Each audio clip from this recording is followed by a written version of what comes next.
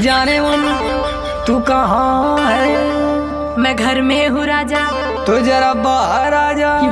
क्या हुआ राजा? चल गेहूं काटे। भगो हम ना जाई। काहे रे काहे ना जाइबी? काहे की ब्यूटी मोर खराब हो जाई हो। कटी ना गेहूं तलिया के खियाई हो। जेली आयल हवे उहेला के खियाई हो। हाथ में कपलिया के देव घवाई हो।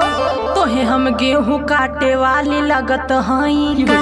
तक कतही कमा रानी जी तू हई का?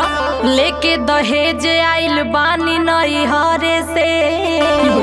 हाथ लतियाई के भगाई दे हम घर से। देखा कुछ हो कला हमसे ना होई कटिया हो। टका दिन भर बैठ के तोड़बू घर में खटिया हो। देखा